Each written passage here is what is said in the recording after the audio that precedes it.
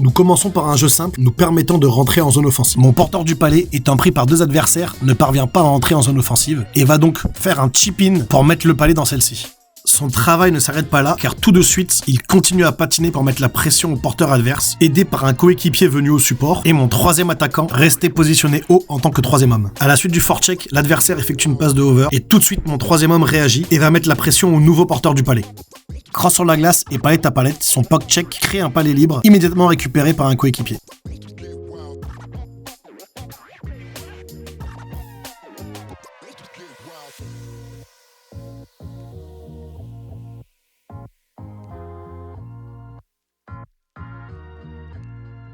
Dans le coin de la patinoire, on peut voir mon presseur et un coéquipier au support mettre la pression au porteur du palais. Ce forecheck ne lui permettra pas de faire une relance propre et va le contraindre à faire un rim le long de la balustrade. Mon défenseur voyant cela, il va tout de suite mettre la pression à l'ailier qui n'est pas en plein contrôle du palais et ne le voit pas arriver. Pendant que mon joueur, initialement présent au support, va remonter à la ligne bleue afin de fermer la zone à sa place. La réactivité de mon défenseur nous permet de rester en zone offensive et son travail, de garder la possession du palais le temps que le support proche et le 3e homme se mettent en place et que mon 3e attaquant vienne fermer la zone à la ligne bleue. Le porteur change d'appui en envoyant le palais dans le coin opposé de la patinoire et tout de suite mon 3e homme part à la récupération de celui-ci.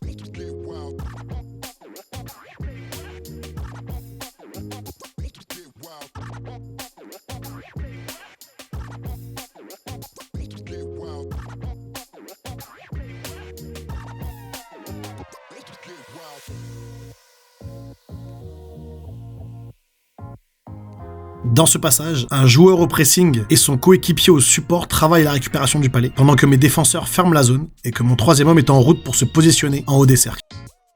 Le bon travail de pressing crée un palais libre et mon défenseur va intervenir dessus, pendant que mon 3e homme va venir prendre sa place à la ligne bleue pour couvrir nos arrières. Le défenseur prend rapidement un bon lancer cadré et dès la récupération, un de mes joueurs met tout de suite la pression avec sa crosse sur le porteur, avec un coéquipier en route pour venir au support. Après sa récupération de palais, mon porteur voit le joueur seul devant la cage et trouve une bonne ligne de passe permettant à son coéquipier de prendre un bon lancer et de marquer.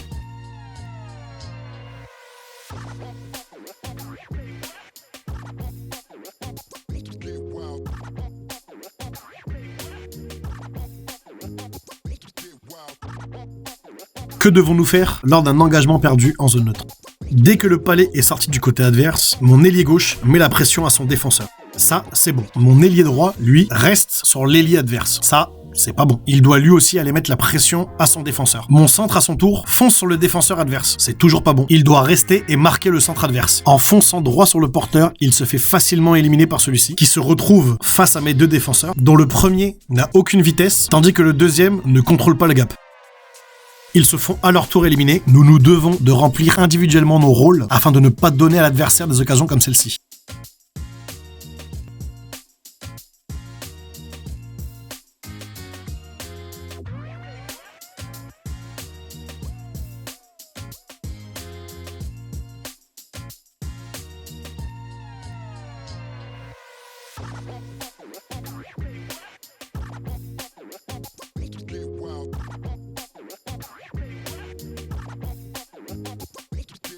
Cette séquence commence par mon 3e homme qui, voyant l'accès à la cage bouché, va voir son défenseur libre à la ligne bleue et lui donner le palais.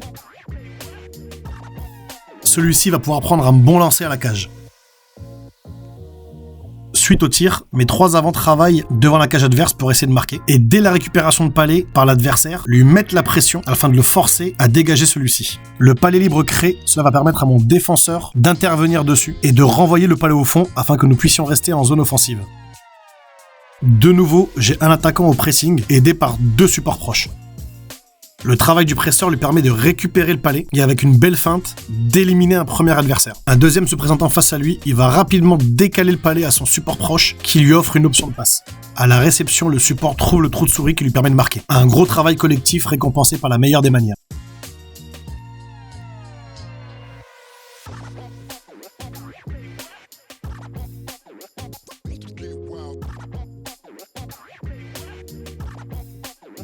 Le hockey est un sport d'erreur et ces erreurs de marquage nous ont coûté cher. Dans la zone défensive, on voit mon premier défenseur au contact d'un adversaire devant notre cage. Mon second défenseur, lui, marque le porteur du palet adverse. Et mon joueur de centre, pour le moment, ne participe pas à l'effort défensif. Mon défenseur au pressing du porteur n'est pas dans le contrôle et se fait éliminer au premier virage adverse. Mon défenseur qui marquait l'adversaire devant sa cage a déjà abandonné son vis-à-vis. Mon centre, pour le moment toujours inutile dans la zone défensive, semble vouloir se placer de manière à ne pas gêner l'adversaire. Le porteur se retrouve donc sans marquage, avec un support proche et surtout un coéquipier seul dans la maison. Mon défenseur, au lieu de rester collé au gardien, aurait dû prendre en charge ce joueur, épaulé par son ailier gauche, qui devrait être placé avec lui dans la maison pour augmenter le marquage sur les adversaires. Une passivité en zone défensive qui nous coûte un but.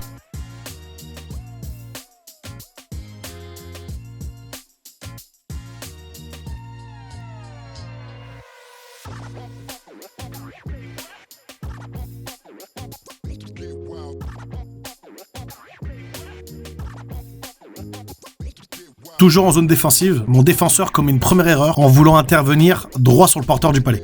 Il se retrouve de ce fait facilement éliminé. Le gardien effectue un bon premier arrêt, mais malheureusement le rebond retourne dans la palette de l'adversaire. Et mon centre veut à son tour foncer sur le porteur du palet, ce qui n'est toujours pas une bonne idée, car après une belle ramasse, il se fait lui aussi éliminer. Comme on dit, jamais 203, et mon second défenseur va lui aussi tenter sa chance en fonçant tête baissée sur le porteur du palet. Sans surprise, il se retrouve, éliminé, et mon gardien doit une nouvelle fois fermer la porte. Après un travail de récupération, l'adversaire sort de derrière notre cage en possession du palet et attire l'attention sur lui de mes 4 joueurs en bas de zone. Ce qui laisse, comme sur la séquence précédente, un adversaire complètement seul dans la maison, mais heureusement, cette fois-ci, la passe n'aboutit pas.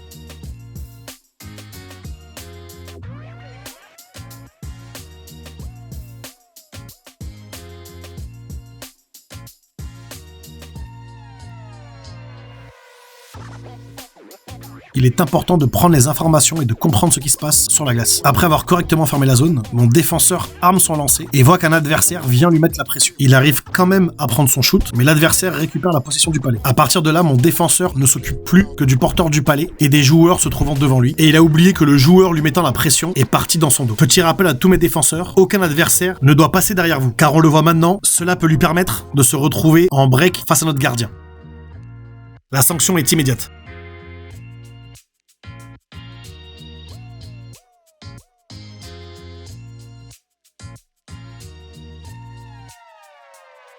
Dans cette séquence, après la récupération du palet, mon défenseur patine derrière sa cage. Son binôme, lui, s'arrête afin de lui laisser de la place pour patiner. Après être sorti de derrière sa cage, mon porteur se retrouve enfermé par 3 adversaires. Où est donc mon ailier pour l'option de up? Mon second défenseur, mon centre et mon ailier droit sont là, mais aucun d'entre eux ne communique et n'offre d'option de passe pour aider leur coéquipier. À cause de tout ça, on perd le palet.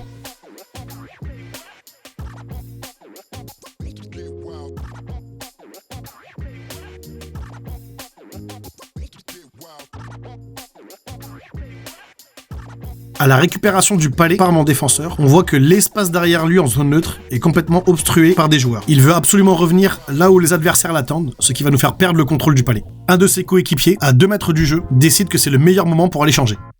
Nous avons donc perdu le contrôle du palet et mon dernier défenseur décide de se jeter sur l'adversaire. Comme nous l'avons vu dans les séquences précédentes, cela ne fonctionne pas et il se retrouve éliminé, tout comme mon défenseur qui a voulu foncer dans le tas et mon joueur qui vient de monter sur la glace dû au mauvais changement. L'adversaire crée un 3 contre 1 sur nos erreurs et mon gardien, malgré un bon déplacement, ne peut strictement rien faire.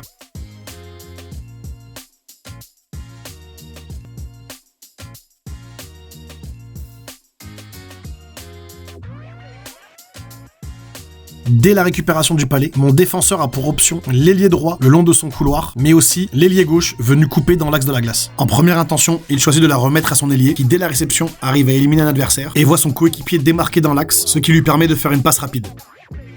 Dès l'entrée de zone, mon porteur décide de reprendre l'axe, ce qui attire sur lui l'attention des 3 adversaires autour de lui et va lui permettre de faire une passe abandon pour ainsi laisser son coéquipier récupérer le palet et attaquer l'espace libre. Cette action lui permet d'avoir la place de prendre un bon lancer et d'être agressif au rebond.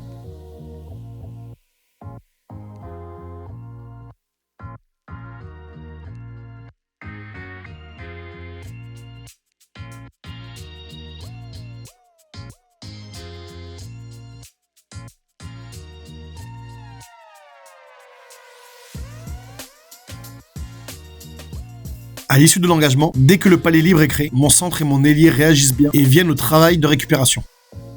Mon centre, conscient de la pression des deux adversaires dans son dos, va donner le palais à son défenseur libre à la bleue. N'étant pas dans une bonne position pour créer du jeu, il va renvoyer le palais au fond afin que nous puissions continuer le travail en zone offensive. Dès la récupération du palais, l'adversaire se dirige derrière sa cage où tout de suite, un de mes joueurs intervient au pressing. Après avoir réussi à ralentir l'adversaire, nous nous retrouvons avec un joueur au pressing, son support et un troisième homme dans la zone offensive.